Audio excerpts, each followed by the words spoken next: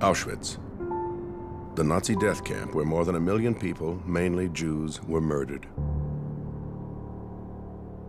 People with families and friends. Ordinary people robbed of their future. Each had their own unique story of how they came to be at Auschwitz. Only a minority survived. And today, decades later, very few can explain what happened there as witness to its human terror.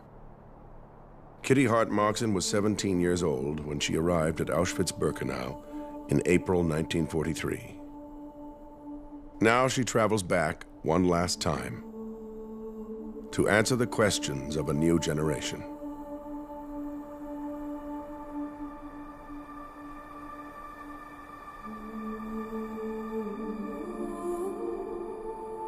My name is Kitty Hart-Moxon, and I'm a Holocaust survivor. Designed as a factory of death, no one was intended to survive, let alone describe its inhumanity to a world not yet ready to listen. No one wanted to know, no one wanted to hear what I had to say. But I made a commitment that the people don't want to hear, but I'm going to make sure that they will. I've been here many times, but I really wanted to come with 2 girls who were my age when I was here. I want to show them the struggle for survival. What were your first impressions of the camp? There was just the most incredible mud. And then we saw like a glow in the distance. And soon when we got there, we saw ghost-like figures with shaved heads, staggering in tattered clothes, with great big eyes, screaming in all languages and being beaten. And we thought, my God, is this what's going to happen to us? I've known Kitty since I was born. I've known about her story since I was little and sort of grown up with the influence of it. What did you first see when you got off the train? Alsatian dogs. They were barking, trying to get at us. And I wanted to try and understand a bit better how she coped in these conditions and how she managed to survive for so long. And we're walking into the women's camp now. I met Kitty for the first time after the school talk she gave us, and I went up and asked some questions to her. And I'm just kind of nervous and excited because I want to see it from a different perspective that I may have seen it in class. And you see these stumps? These are the chimneys of the wooden barracks. What happens to you when you're in those formative years, age 13 to 16? It shapes you and your character for the whole of your life. Auschwitz is where my grandma feels she belongs, and it always calls her back. Kitty Hart was one of the first survivors to tell her story. She gives us access to that experience with the power of her words. You have to treat what Kitty says almost like music. I hear what she says, and I also try to listen to what she has left unsaid. You see this crossroad? The crossroad was the crossroad to life or death. The very fact that Kitty was an eyewitness and can say, this is what I saw, actually ensures that it cannot be denied, that the intentionality of the perpetrators is clear, and that it's indisputable that what she saw is what happened. And as you walked, you got stuck in this mud, and all these people were falling around in the mud. You cannot stand there and simply say, this is okay. This should never have happened. It should never have existed. And as a human being, thinking about the experience of others, you just realize this is no place for anybody to have ever been.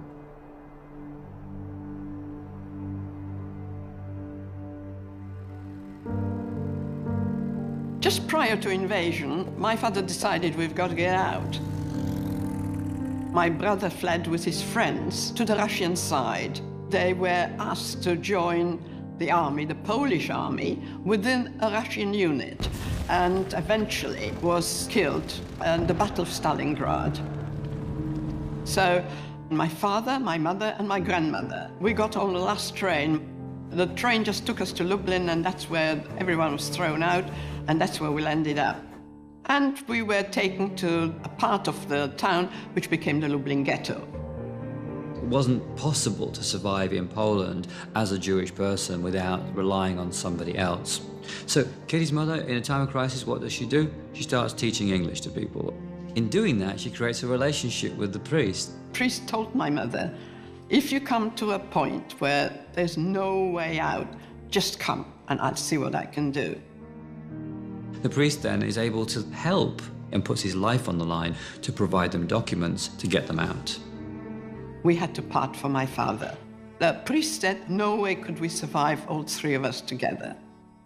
My father was to go and work in this sawmill somewhere, we didn't know where, and my mother and I, we were to go into the center of Lublin. Why? Because they were rounding up the Polish population as well. And when they sorted them out, they took them to work in factories in Germany. And the priest said, that's what we've got to do. We're going to get out of the country and mix with this transport and get into Germany. And they actually checked documents, but our documents were in order, you see. And before my mother and I collected our thoughts, we were in a train and landed up far, far inside Germany. It was very difficult for Jews to be able to hide within the Polish population because just small cultural and linguistic things such as accents could creep in and change the perception of you as being truly a Polish citizen. Well, what happened was, because they suspected us, one of them reported us to the authorities. And that was our downfall. Kitty was arrested for illegal entry into Germany as Leokadia Dobrzynska and sent for interrogation. The Nazis wanted to know the source of their false documents. The irony of the Nazis was they could create death camps and murder Jews with impunity, but if somebody broke a law, they had to go through the penal system, which was complete nonsense because they could have simply deported them to Auschwitz as Jews. But because the legal system didn't allow it, they eventually were deported to Auschwitz with a death penalty for immigration charges. So we were told we were going to be executed by firing squad. It was a brick wall, and we had to face the wall with our arms up like that, standing facing the wall. And then there was a huge explosion. And I thought, God, I haven't been hit. There was a great laughter. They said, oh no, we're not going to kill you. What's going to happen? We're going to commute your death sentence to life imprisonment in Auschwitz, and we're going to hand you over to the camp. They'll find out where these documents came from. So we were in a train that was specially converted to transport prisoners. And we traveled 48 hours standing before we arrived in Auschwitz. Well, we had absolutely no idea where we were. It was dark. What did you first see when you got off the train? Well, the thing opened up, and you heard an awful lot of noise. Were you scared? Well, we were scared of the dogs, Yeah. and then the great big women with whips, and they were whipping everyone and urging everyone to run, run, run, everything at a running pace. Suddenly, there was a weird kind of stench, and the closer we got, the worse the stench became. And my mother said, what a curious place there. Can you smell? Can you smell roasting meat? I said, yes, I can. She said, do you think they're roasting chickens here this time of the night? I said, I don't know. Kitty and her mother were sent to Birkenau, the largest of the 44 camps in the Auschwitz system, where they were processed and sent to quarantine.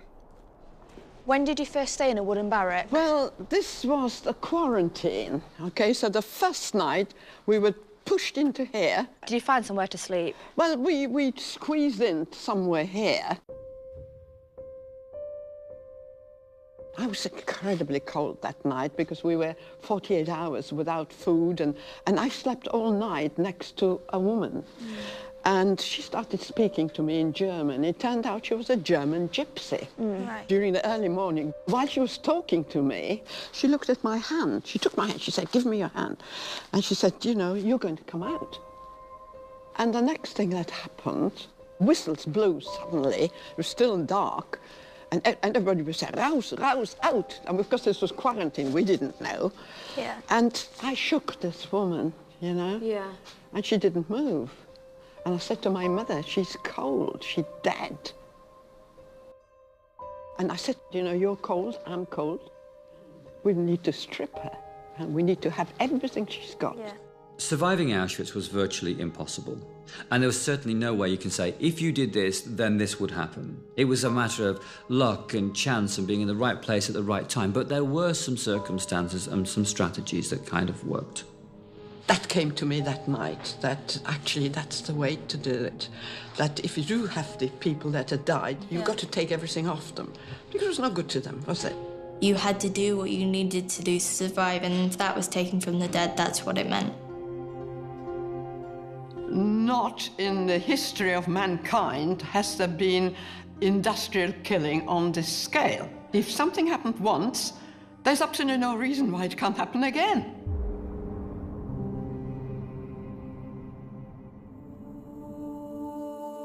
In 1943, Kitty was assigned to work on a new rail line into Birkenau called the Ramp. In 1944, she watched as transports of Jews from Hungary started to arrive.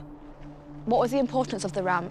People arrived in cattle trucks, and sometimes 7 or 10 trains would arrive in say, in 24 hours, and people were sealed in, almost airtight, just a little bit of air coming through the slats. Sometimes the trains were sealed here for hours before they were allowed to unload. Did people die in the trains? Yeah, a lot of people died before they arrived here. Some people travelled 7 days before they arrived here. Did anyone have any idea what was happening when they got off the train? People had not the foggiest idea what was going to happen. Of course, there were people coming from the ghettos, so they didn't expect anything, you know, good, obviously. Everything was very nice and quiet because they didn't want people to panic. So loudspeakers were here telling people, well, there's a lot of typhus here, and so you're all going to be disinfected, and we've got to split. We went from women and women with children. Leave your luggage, you're going to get your luggage later. And then someone came, right, left, men this way, women women with children on one side. Younger people are younger, you can go that way. Oh, you're older, you take your child with you, it'll be fine. You take your child, we're not going to split you up. It was shocking to see that you stood in the exact same place as those people did once. At the ramp, women with children and the elderly were sent directly to their death. And if you were young and able-bodied, and if at that period of time they needed workers, then you were chosen for slave labor, which essentially meant that you were chosen to die slowly, not to die immediately in the gas chambers. Let me tell you, at this point, families were split, never ever saw one another again. So, some of the men were taken this way, okay. Some of the girls that were selected to go into the camp were taken through there. You were just told to go that way. And you know the road there, where does that go? The gas chambers. That's it.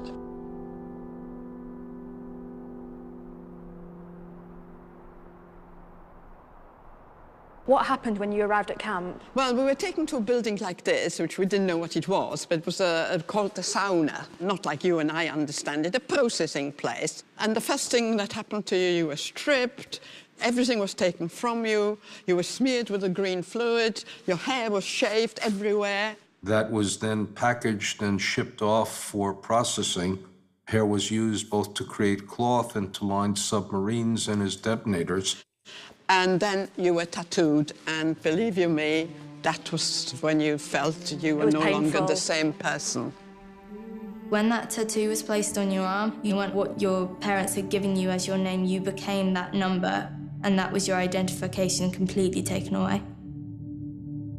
Not only is it a disgusting thing to do to human beings, but that's my grandma, and they wanted to turn her into an animal.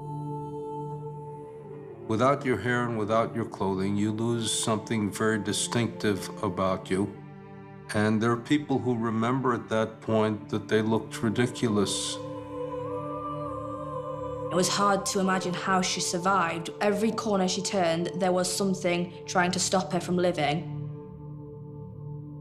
First of all, survival depended on the place of work. If you were working outside, and you know, the commandos, which are work parties, you hadn't had a prayer to survive for long. The other thing you couldn't survive was without a pair of shoes. Well, the problem was that you were issued wooden clogs. Your clogs would get stuck in the mud, your feet would rub, they would get infected, and you were dead. If you didn't have your bowl, you were dead, because nobody would give you their bowl. So survival depended on if you could not think about anything, just have a tunnel vision and think like an animal. Just picture yourself, what does an animal do? What does an animal need? Well, it doesn't need very much just to live, but the first thing it needs to get away from the predators, get away from all these people that are trying to kill you. There were capos who were prison foremen, and they became more cruel than the German masters themselves. Well, how do you get away from these people? Any of the ruling princes could come up to you and kill you. And consequently, you couldn't figure out a strategy for survival. At Auschwitz, there was no why. It was done by whim. Did you know that the wooden sheds were actually meant for 52 horses? And so they put these bunk things up there. And there were 1,000 people in there. And 1,000 people inside, that's right. What happened the first thing in the morning when you woke up? You were woken up with the sound of whistles, roughly around about 4 in the morning. So roll calls took place twice a day, and roll calls was one of the greatest terrors of the camp. Whistles blew, and everybody, there screams, out, out, out, schnell, raus, raus. Total chaos. 1,000 people had to rush out of this door. And you see the ground, you're looking at grass, well, you must look at mud. The whole thing was just one sea of mud. I've always said, if you found a blade of grass, what would you do with it? You'd eat it. So people were just staggering around the mud, but of course you had to stand to attention. Selection didn't just take place on arrival at Auschwitz, it was a daily occurrence. In fact, any time that prisoners were together, if anybody at any point in time tipped over into that place where they were no longer useful to the Nazis, they could simply be selected and sent into the gas chamber. People just collapsed and died. Yeah. Died of tiredness, of exhaustion, of shock. Did you ever have to collect the corpses after roll call? Yes, yes. Oh, yes. When I was in the Leichenkommando, this is what we did.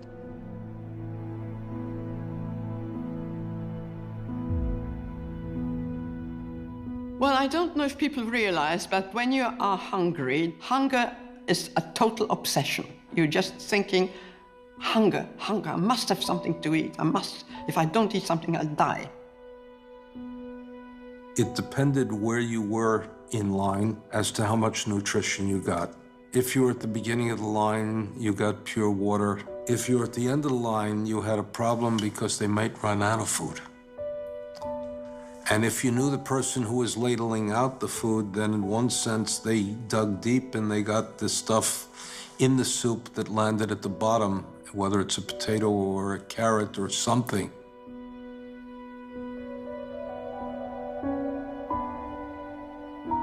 Hunger is the worst thing that anybody can experience, I think.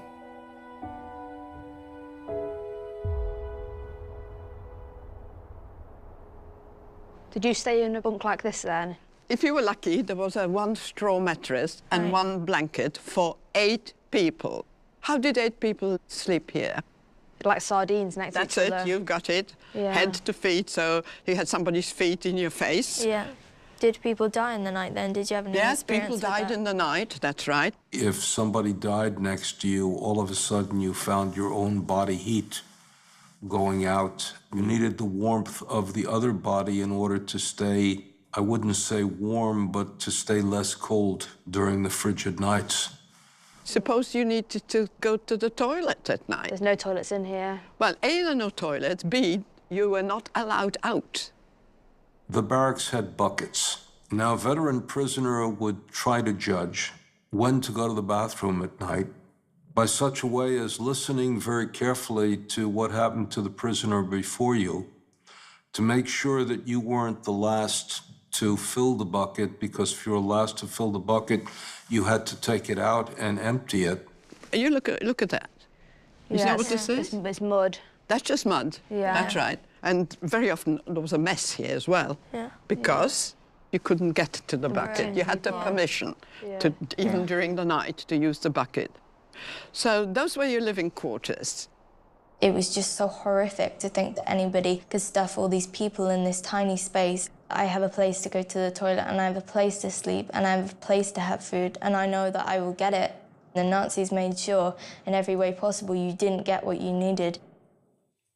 Something to eat, somewhere to sleep, and I'm afraid, if you don't mind the language, somewhere to shit. Now, what I'm going to show you is the latrines, okay? Now, you see that entrance? Mm-hmm. Thousands had to get through this entrance. And, of course, there was a functionary prisoner in charge and wouldn't let you in. But did you know, I worked there at one stage, so let's just show you what it was like. How did you get the job to work here? Well, I had to buy myself to work. I thought it'd be a good place. At least I'd have access to the lavatory. Yeah. I mean, it was horrible.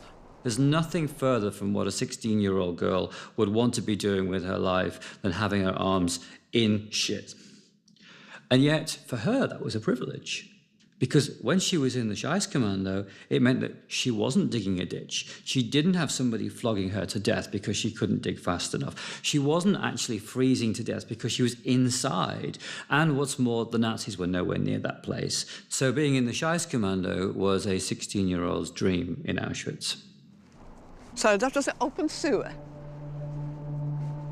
Thousands of women going in there. You had like 2 or 3 people to a hole because you didn't have it to yourself. And then, when people were finishing, you had to dig all that stuff out. So everything had to come out. Think of the idea that you have 35,000 people using these latrines. So it was designed again to dehumanize the people, to degrade them, to make them live in their own filth. Why do you dehumanize these people if you're going to kill them anyhow? Because if people look like a lump of feces, then it's easy to flush it down the toilet. And what would happen if you couldn't get in? How would you go to the toilet? You had your bowl. Yeah. And your bowl was virtually your food or your toilet. Yeah. The problem was washing it out, right? Yeah. How did you wash it out? No water. In the winter, you had Yeah. snow, you could wipe it out. In the summer, it wasn't so. And you couldn't do anything on the ground because if somebody'd pick it, see you, You can get in trouble. well, never mind in trouble, you'd get killed. Yeah. Yeah. Full stop. We haven't got the words to describe the intense cold. Well, I always think of penguins, actually. How did penguins survive on the Antarctic? Well, if you look at them, they huddle together and try to have body heat from each other. Well, that's exactly what it was. So that was trying to overcome the cold. It must have been horrific to have to stand still in the cold with no shoes, hours and hours on end, when she was hungry, starving, tired, and there was nothing she could do about that.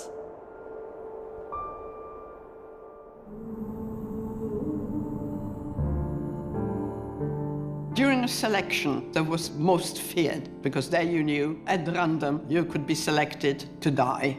So fear, that was the greatest fear, selections.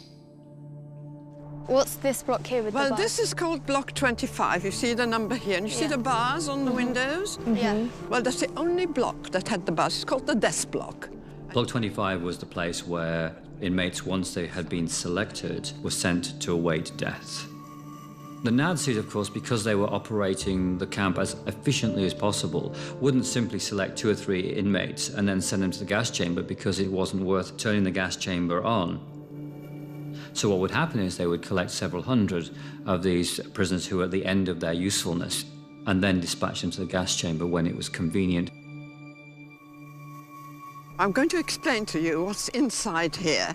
Now, Okay. everybody kept away from here because when selections were taking place in all these blocks, people would have to undress and turn around in front of the SS doctor. And if Yeah. he didn't like your skin, or if you were too thin, or if you couldn't walk, they would take a mark and mark up your number. Did anyone survive that went in there? No, nobody survived. Once you were in, you were dead. You could never get anyone out. Once they were here, that was the end. You were very taken aback by it.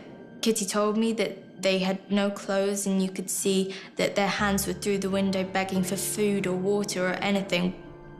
The reason Block 25 has such a prominent place in her memory is, of course, because all of the inmates in the women's camp could see it. It was right alongside their own barracks. They could hear the desperation of the women that were in there, knowing that there was literally no way out.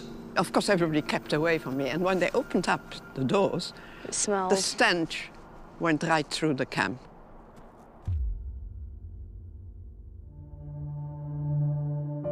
Well, language was a big problem because the camp had its own language, and it was actually a combined German and Polish sort of slang. For instance, the woman who was in charge of the block was called the Stubenälteste. So, okay, so if you didn't know the German word, you wouldn't have known what it was. Her helpers were called Stubowa. Stube is a room in German, but it was kind of made into Polish. It was a slang that you had to understand, and that was a problem with the Greeks, the Italians, the Hungarians. They just couldn't understand. If you didn't, again, you couldn't survive.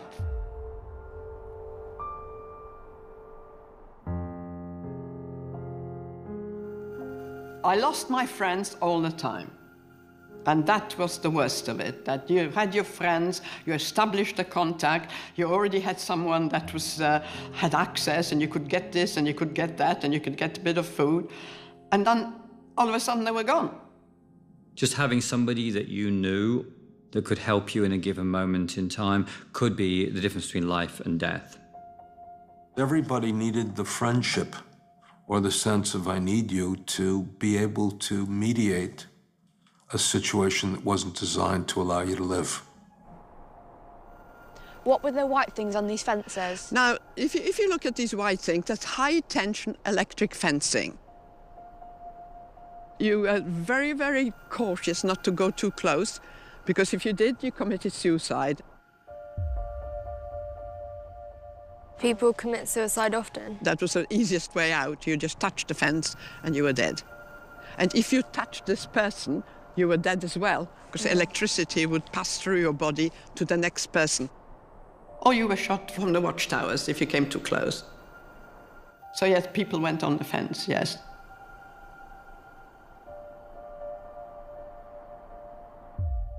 There was one universal word which was called organizing, and that meant to getting hold of.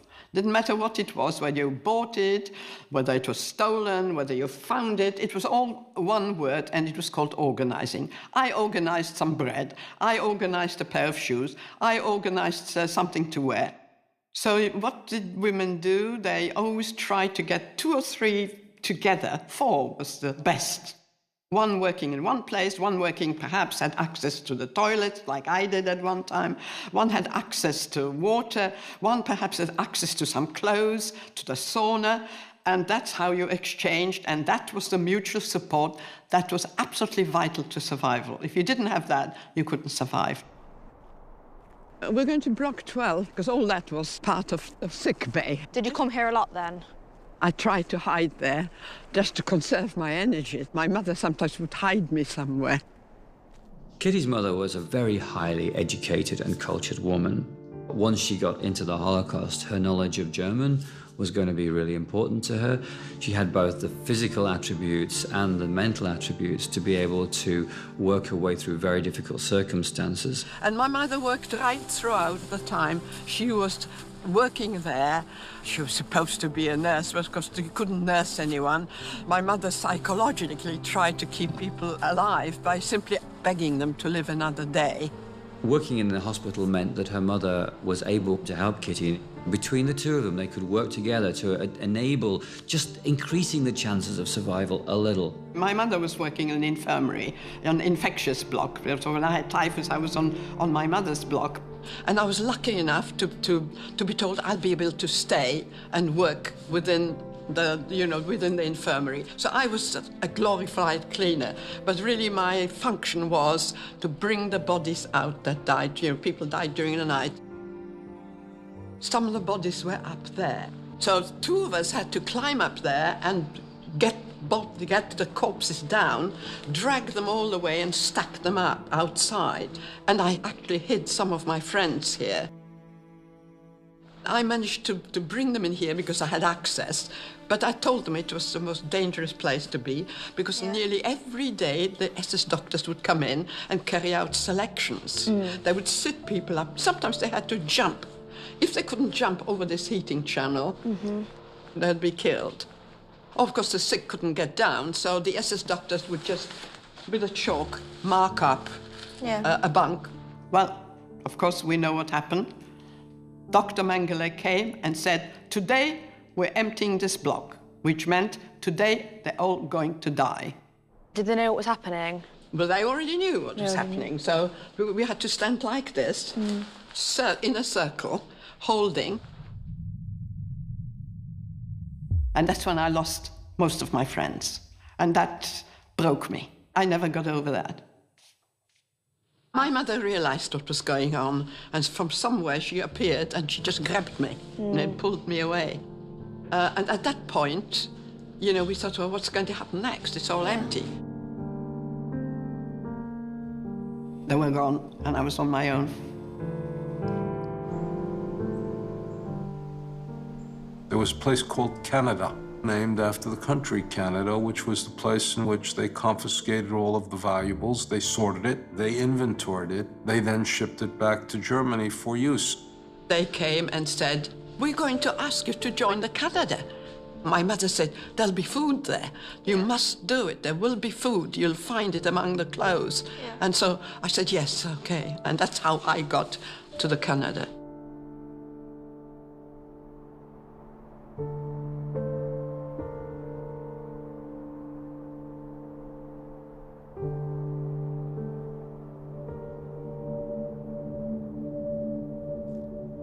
I'm going to tell you why I've brought you here. Thousands upon thousands of people were brought in with all their belongings. Yeah. Kitty really wanted to tell the story of Canada. For her, it's about evidence.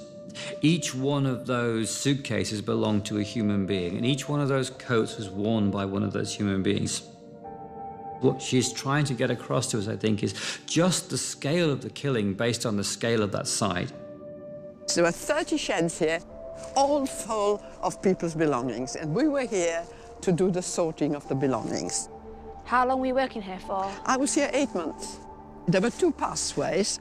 That pathway at the bottom had a huge heap, like 3-story high. Everybody's things jumbled up. All the suitcases were emptied there, documents, children's clothes, prams, everything was jumbled up down the bottom there. And then it was taken to individual sheds, and there it was sorted. My particular job was sorting nothing but men's jackets. So I had to find these men's jackets, and I couldn't always find them because I had a certain quota that I had to make. What happened if you didn't make the quota? Oh, you got punished if you didn't make the quota. And in the shed was a long table, like a trestle, and you put the jackets on the trestle, and you opened up all the seams. What do you think was in these jackets? Lots of jewellery and... Lots of jewellery, diamonds, jewellery, money of all different denominations. Did you always give everything in, or did you sometimes hide it and then... If you kept one single item of any value, that was the end, because it was constant inspection, so you couldn't keep it. And we found a lot of paper money, as you can imagine. What do you think we did with this paper money? Because it wasn't any good to you. You couldn't buy anything. What did we do with it? Use it as insulation? No, we used it as toilet paper. Toilet paper, Yeah, wow. All current, dollars, kroners, whatever currency there was used as toilet paper. One of the SS who took us to the Canada made a speech, and he said, because you're here, you're never going to be back in the main camp, because what you see, we cannot allow it. There's only one way out of here, and that's through the chimney.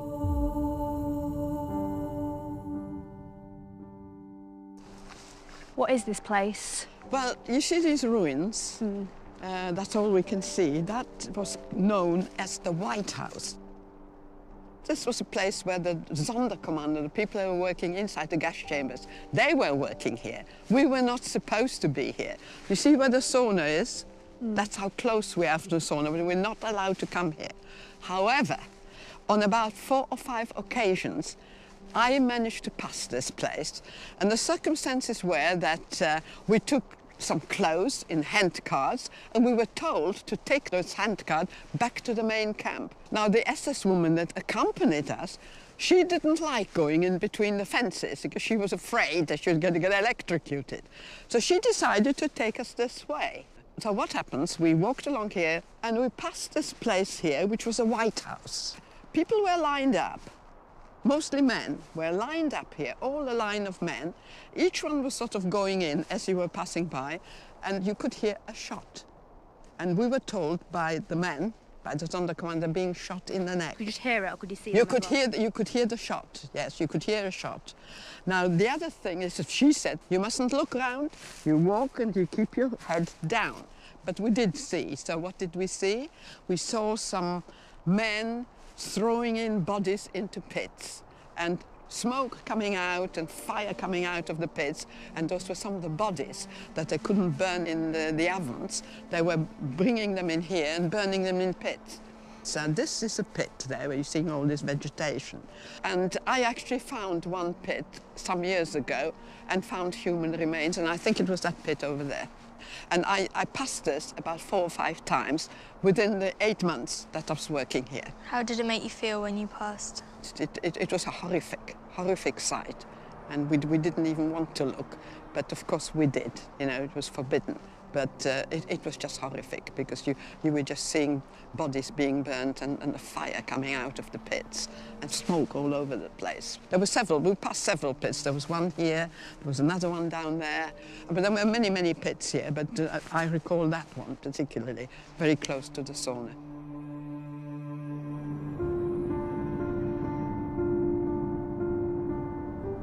This is where people died.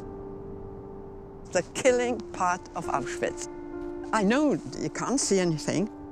Everything was burnt in that area to erase all traces of murder. In 1944, 5 gas chambers were working at full capacity. Kitty Hart-Moxon was placed in the Canada section at Auschwitz-Birkenau, right alongside crematorium number 4, where Jews were being gassed every day. Right at the back of the fence was the gas chamber and crematorium number 4. Right. And we had a direct view into that gas chamber. See this wood there? Yeah. That's where groups of people were sitting. Small children running around. They had no idea what was going to happen. They were herded into the crematoria. There was an undressing room. And people were told, remember where you hung your clothes because you're going to get it back. We had no contact because we were behind the wire, and also it was very dangerous. You were not allowed to communicate. Yeah. It wouldn't have helped. No. If you would have told these people when you know you're going to die, is that the help? No. It isn't. We felt it's better they don't know. And as they were herded into the gas chamber was sealed.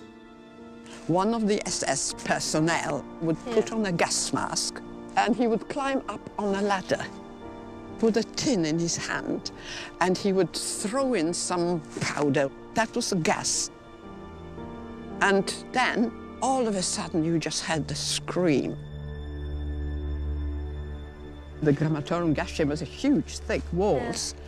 You could hear the people actually suffocating there and screaming. And eventually, after 20 minutes, it was quiet. The Sonderkommando, who worked in the gas chamber, reported that people climbed up on top of each other, and they sort of were in a sculptural pyramid.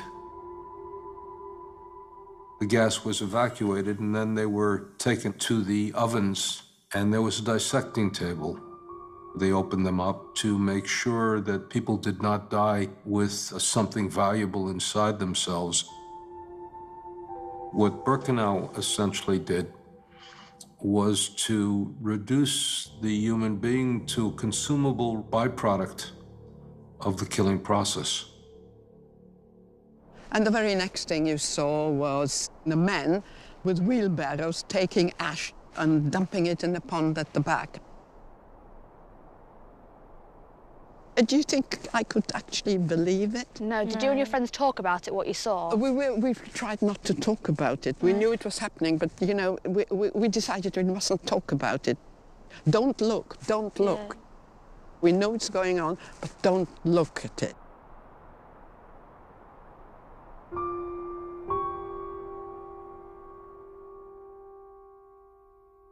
Little did the Nazis know that for months, Jewish prisoners that had been forced to operate the crematorium were planning an insurrection. On October 7, 1944, Kitty was witness to the uprising that day. There was just a loud noise. And when this noise happened, we thought that was it. My friends and I, we threw ourselves down, just like that, cover our head, lie flat on the ground.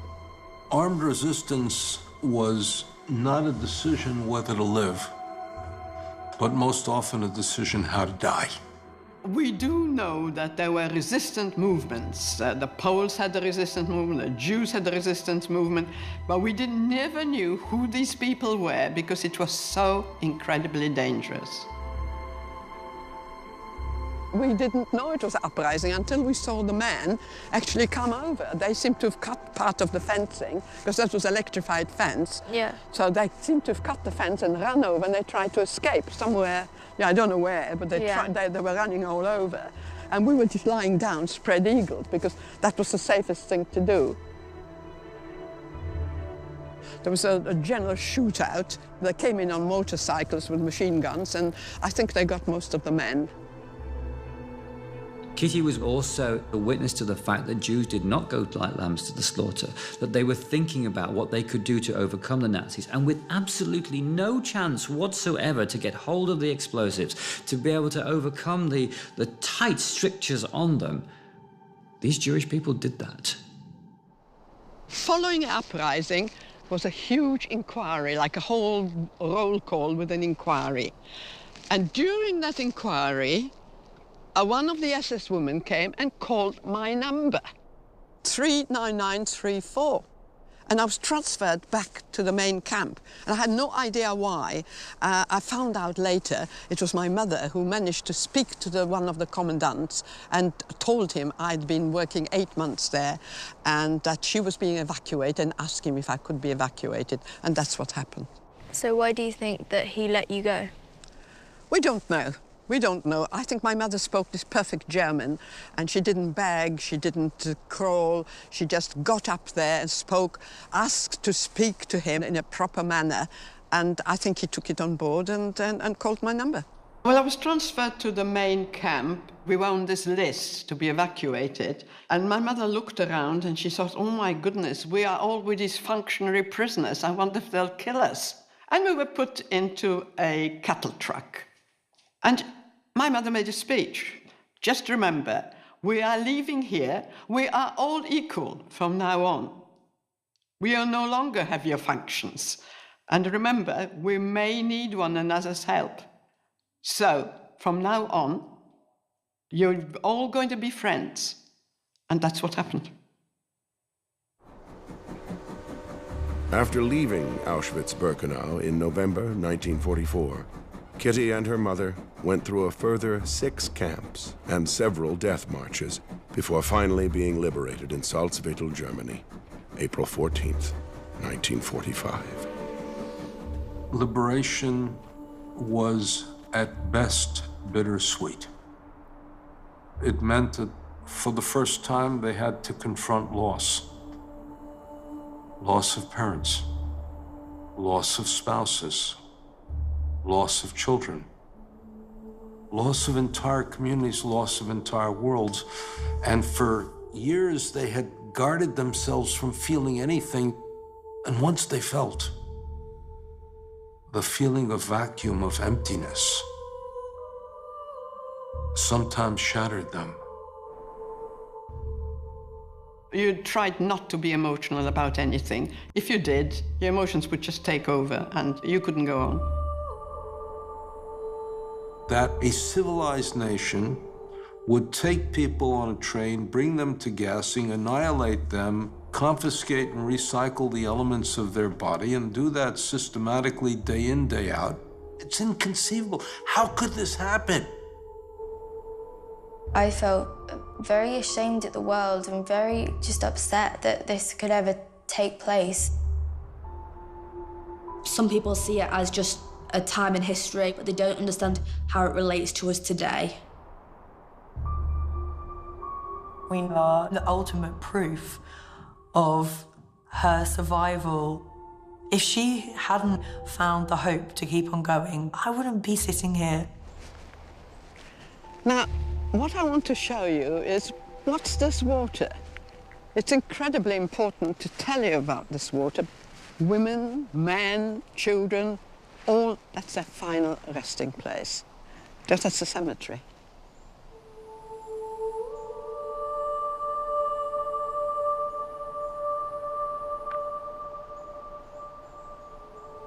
Kitty Hart-Moxon is saying, I was here, this is what they did to me, this is how it was set up, but I prevailed.